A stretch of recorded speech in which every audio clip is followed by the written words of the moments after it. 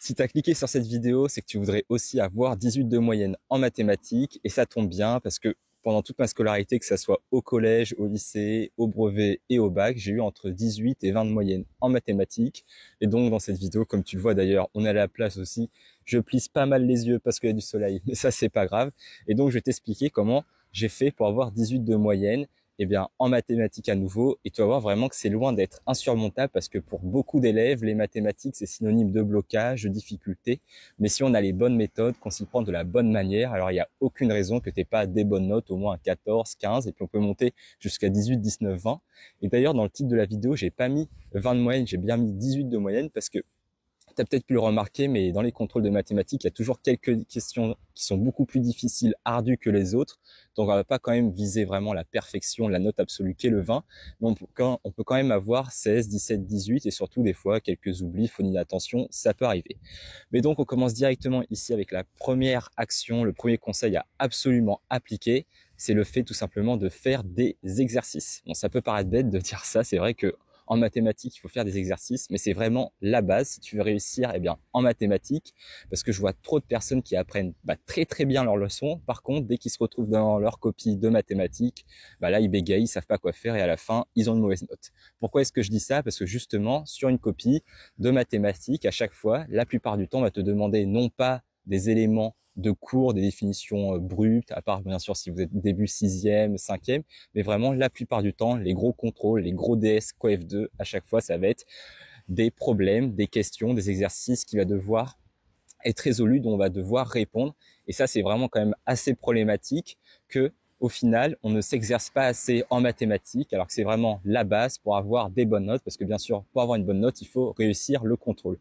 Et donc, encore une fois, si tu apprends trop ton cours et que tu ne fais pas assez d'exercices, et bien au final, ça ne sert pas à grand-chose, parce que en mathématiques aussi, tu as pu le remarquer que on a souvent beaucoup de problèmes, et les problèmes, il faut réussir à comprendre, comment est-ce qu'on va mettre, par exemple, en équation un problème. Comment est-ce que de ce problème, j'arrive à en tirer les informations importantes où ensuite je vais pouvoir répondre aux différentes questions. Surtout que ça peut être plus ou moins facile et généralement les premières questions, c'est entre guillemets assez facile et après ça se complique toujours dans l'exercice.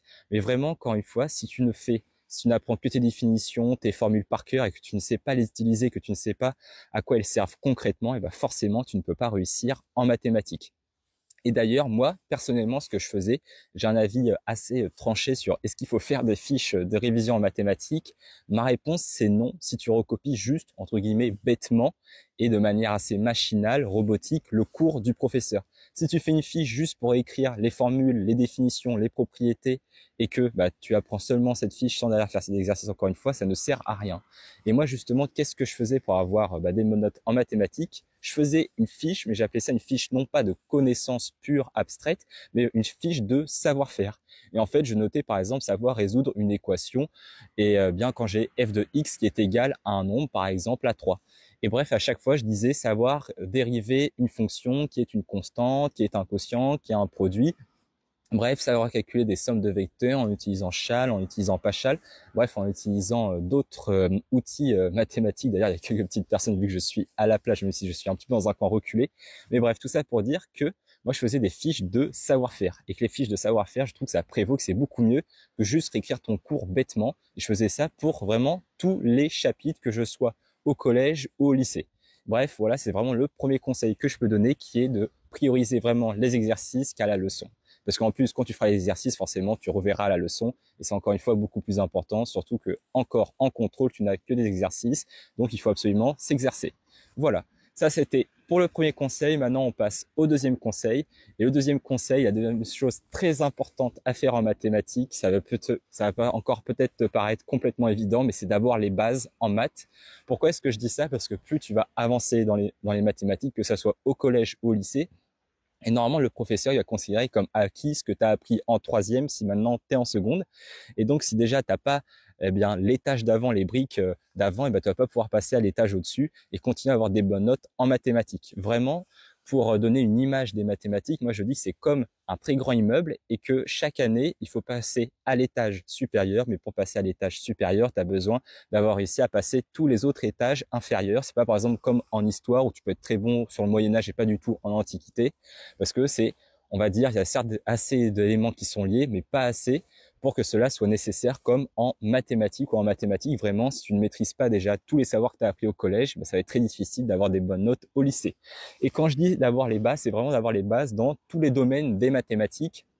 Et donc, si je prends l'exemple du lycée, on a plusieurs domaines, notamment tout ce qui va être probabilité, qu'on découvre aussi au collège en troisième. Qu'est-ce qu'une probabilité, un événement, connaître les formules de base.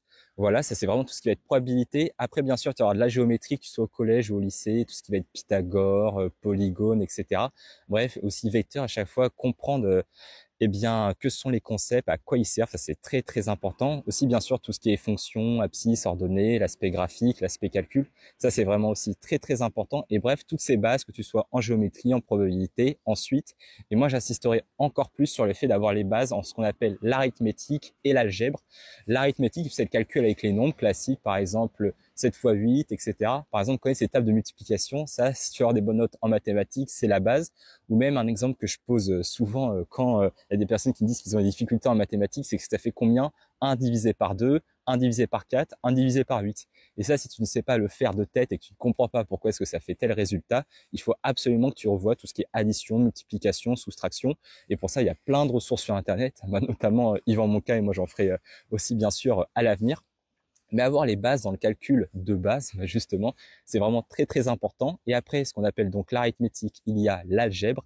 Et là, l'algèbre, c'est tous les calculs que tu vois à partir de la quatrième, où ça va être des x, des y, des a, des b.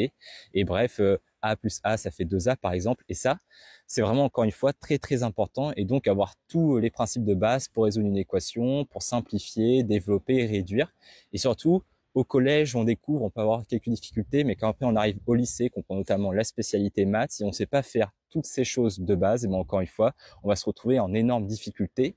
Et au final, on va encore une fois galérer, alors que le véritable problème, c'est pas les connaissances, les concepts qu'on apprend en première ou bien même en terminale, mais c'est toutes les choses qu'on n'a pas réussi à maîtriser suffisamment au collège, et forcément le professeur il peut pas revoir des choses de collège puisqu'on est au lycée, et en troisième ou plutôt au collège ça va dépendre des classes, mais vraiment avoir les bases dans tout ce qui va être calcul. Et encore une fois, faut pas avoir de honte à revoir du programme de troisième si même on est par exemple en terminale. Et enfin, après, bien sûr, prioriser les exercices, avoir les bases, notamment en calcul avec les nombres, les chiffres et les lettres. Le dernier conseil qui est aussi très important, mais ça vaut entre guillemets pour toutes les autres matières, c'est justement avoir les bonnes techniques pour réussir un contrôle. Et en fait, là, je vais donner plusieurs techniques, actions qu'il faut absolument faire, qui peuvent à nouveau te paraître évidentes, mais que pourtant, beaucoup d'élèves ne font pas.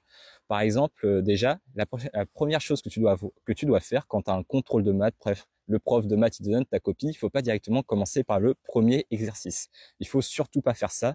Il faut d'abord se dire que combien de temps que j'ai. Généralement, ça va être 50 minutes, 1h50, 3 heures ou même 4 heures pour le bac et 2 heures pour le brevet.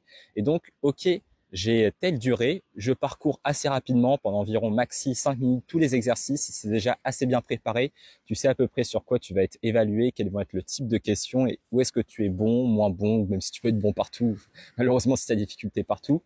Mais bref, déjà tu prends connaissance du sujet et tu commences bien sûr non pas par l'exo le plus difficile, mais par l'exercice le plus simple. Parce qu'imagine si tu commences par le plus difficile, ça va prendre déjà énormément de temps et donc tu pourras pas ensuite faire les exos les plus faciles et en plus tu seras découragé. Alors si tu commences par le plus facile, que tu gagnes dès le départ un maximum de points, que tu es mis en confiance, même si après tu as des exercices difficiles, tu sais déjà au moins tu as pu sécuriser des points sur encore une fois les exos que tu maîtriser le mieux. Et bref, et aussi bien sûr, c'est une question en mathématiques, eh bien qui te bloque, faut pas bloquer dessus pendant très très longtemps, mieux vaut avancer en espérant bien sûr que les différentes questions ne soient pas liées parce que sinon là ça devient un peu problématique, mais bref, il faudrait même changer sinon d'exercice et accepter d'être entre guillemets résilient.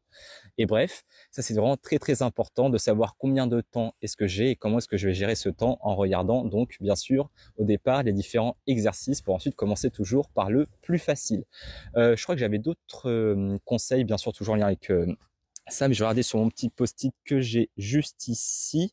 Oui, bien sûr aussi. Bon, après, ça peut paraître évident, mais bien lire les questions en mathématiques et qu'est-ce qu'on te demande, eh bien, comme réponse, parce que des fois, ce qui pose problème aussi avec les mathématiques, c'est pas tant les calculs, mais c'est comprendre la question. Par exemple, quand on te demande sur avec un graphique, quand tu as une fonction résoudre f de x qui est égal à g de x, quand tu as deux fonctions, eh ben, qu'est-ce que ça veut dire que f de x est égal à g de x? Ça veut dire qu'on te demande de trouver l'inconnu quand les deux fonctions sont égales, par exemple. Mais bref, aussi bien comprendre les questions, bien gérer le temps. Être à l'aise avec la calculatrice, ça peut aussi paraître bête, mais vu que vous faites des mathématiques, et ben on va pas tout faire les calculs de tête, donc faut être à l'aise avec la calculatrice et vraiment pas faire l'erreur de se tromper quand on tape. Ça, c'est vraiment dommage. Et aussi après, encore une fois, si vous avez les bases, normalement vous n'aurez pas fait de faute d'inattention, vous ne serez pas bloqué pour tous les calculs de simplification, de développement. Mais bref, encore une fois, vous commencez dans les temps, vous commencez par l'exercice le plus facile et surtout, il faut pas se décourager. Il faut accepter que contrairement à d'autres matières où c'est purement du par cœur, ou comme notamment souvent dans les langues, eh bien là, vous allez absolument devoir réfléchir et c'est aussi entre guillemets une acceptation. Et il faut surtout pas se saper le moral, se dire que c'est impossible. Si le prof, moi j'avais toujours cette idée-là, si le prof il me donne cet exercice, c'est-à-dire que tous les élèves ils en sont capables.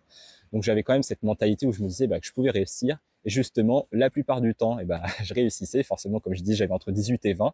Et personnellement, là où je perdais des points, c'était des fois des fautes d'inattention. Moi aussi, malheureusement, ça m'arrivait. Même des fautes toutes bêtes où les profs étaient peut-être un petit peu sévères. Mais par exemple, à la fin, j'avais trouvé 9 tiers. Et forcément, 9 divisé par 3, ça fait 3, mais j'écrivais pas 3, et donc on m'enlevait 0,5, 0,25. Et à la fin, si on cumulait, on n'avait pas 20, on avait 18. Mais bref, je commençais toujours par l'exercice le plus facile, à nouveau, je terminais par le plus difficile. Et généralement, à la fin du temps, c'était là où je bloquais le plus, parce que c'était les problèmes les plus compliqués, mais je prenais mon temps, j'étais serein, calme, je comprenais bien tout au final, parce que j'avais appris mon cours et j'étais préparé. Et à la fin, j'arrivais à trouver la solution. Voilà donc pour les 3 conseils, il faut absolument prioriser les exercices. Ensuite, il faut absolument revoir les bases si nécessaire. Après, bien sûr, tout ce qui est écouté en cours, etc. Et comment est-ce qu'il faut gérer le temps dans un contrôle et comment est-ce qu'il faut procéder pour avoir une bonne note à ce dernier. Donc voilà pour la vidéo avec vraiment les 3 conseils principaux. J'espère qu'elle va beaucoup t'aider pour que tu aies des meilleures notes en mathématiques. Si tu as des questions, n'hésite pas à les poser en commentaire. C'était Milo, je te dis à très bientôt. Salut!